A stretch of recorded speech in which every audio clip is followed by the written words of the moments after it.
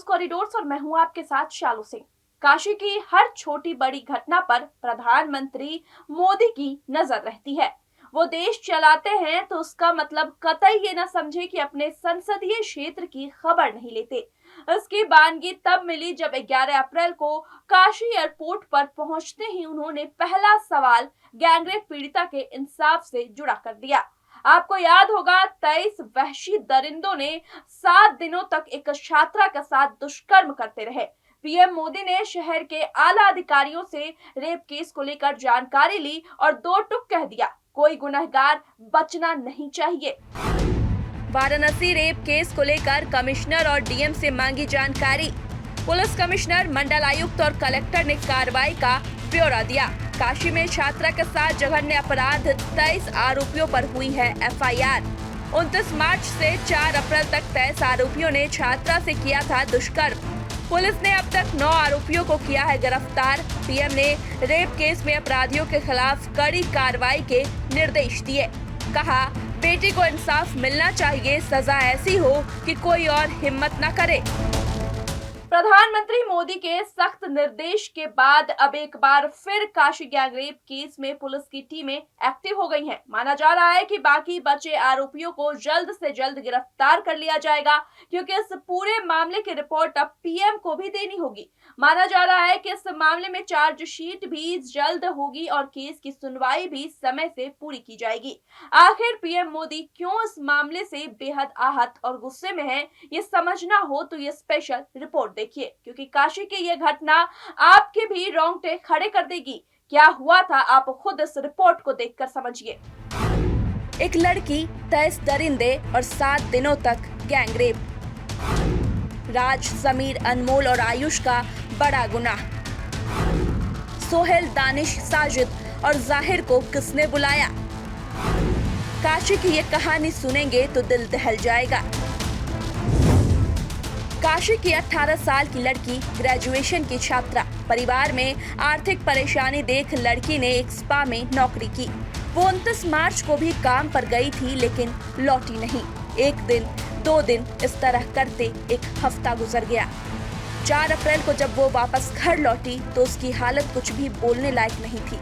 माँ ने बार बार पूछा तो उसने जो कहानी सुनाई उसे सुनकर माँ, पिता और पूरा परिवार सदमे में आ गया। कुछ लोगों ने वही पुरानी रटी रटाई सलाह भी दी कि मामले को रफा दफा कर दो, लेकिन पीड़िता की मां ने इंसाफ की लड़ाई लड़ने का फैसला किया। वो थाने गई और उसने एफआईआर दर्ज कराई। 18 साल की युवती ग्रेजुएशन की छात्रा है। वो 5 भाई बहन है। वो पढ़ाई करने के साथ ही एक होटल से जुड़े स्पा सेंटर में भी काम करती है। उसकी बेटी 29 मार्च को काम पर निकली थी, फिर 4 अप्रैल को घर पहुंची। मेरी बेटी कई बार अपने काम के सिलसिले में 1-2 दिन घर से बाहर रहती थी, लेकिन इस बार 7 दिन तक नहीं लौटी। इससे हम लोग परेशान हो गए। 4 अप्रैल को जब बेटी घर आई तो बहुत डरी हुई थी। हमने जब उसे समझा कर पूछा तो उसने पूरी कहानी बताई। बेटी ने बताया कि 29 मार्च को काम खत्म करने के बाद शाम को जब वो घर लौट रही थी, तभी रास्ते में उसका दोस्त राज विश्वकर्मा मिल गया। वो उसे घुमाने ले गया। इस दौरान राज उसको लेकर एक होटल में रुका। उसने होटल में मेरी बेटी के साथ रेप किया और उसका वीडियो बना लिया। ये तो उस लड़की के साथ दरिंदगी की शुरुआत भर थी। राज विश्वकर्मा के दिमाग में कुछ और ही साजिश चल रही थी और उस लड़की को पता ही नहीं था कि वो क्या साजिश बुन रहा है। एक तरफ लड़की को डरा धमकाकर उसे एक कमरे में बंद रखा, तो वहीं दूसरी तरफ राज विश्वकर्मा अपने दोस्तों की घंटियां घनघनाता रहा। वहशी दरिंदों की पूरी फौज जुटाता रहा। एफआईआर में मां ने पूरी कहानी बयां की है। एक ही शहर में अलग अलग इलाकों और होटलों में उसकी बेटी को ले जाया गया। ये सारे इलाके काशी के बेहद व्यस्तम इलाके माने जाते हैं। सवाल ये है कि क्या किसी को शक नहीं हुआ? क्या किसी होटल वाले ने पुलिस तक कोई सूचना नहीं दी? क्या एक बड़ा नेक्सस है जो इस वारदात के पीछे काम कर रहा था? ये दबंग लोग कौन हैं? इसका धंधा क्या है और अब योगी की पुलिस इन सब के साथ क्या करेगी, ये भी बताएंगे। लेकिन उससे पहले जान लीजिए कि एफआईआर में आगे पीड़िता की मां ने क्या कहा। 30 मार्च को जब बेटी अपने घर आने लगी तो राज के जानने वाले समीर आयुष सिंह समेत कुछ और लड़के होटल में आ गए। उन्होंने मेरी बेटी को होटल में ही रोक लिया। फिर वीडियो वायरल करने की धमकी देकर सभी ने उसके साथ रेप किया। मेरी बेटी का मोबाइल भी उन लोगों ने छीन लिया था, इसलिए वो किसी को फोन भी नहीं कर पा रही थी। पूरे दिन उन लोगों ने बेटी को उसी होटल में रखा।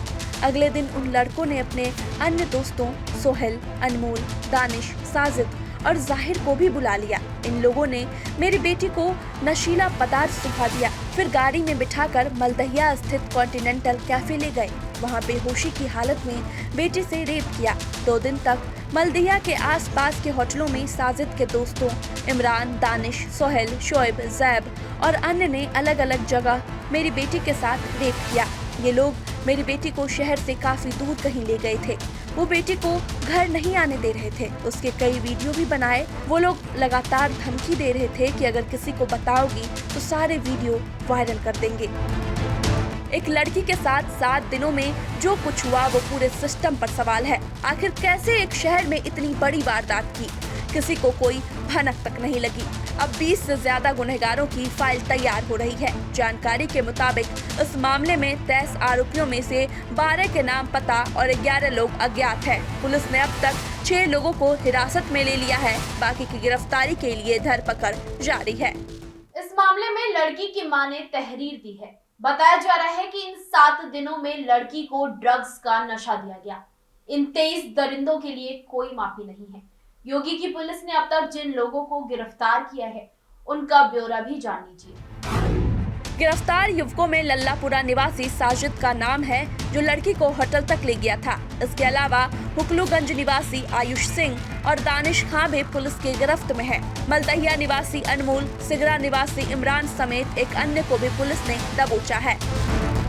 काशी में अभी एक लड़की सामने आई तो एक साथ इतने दरिंदों के चेहरे से नकाब हट गए।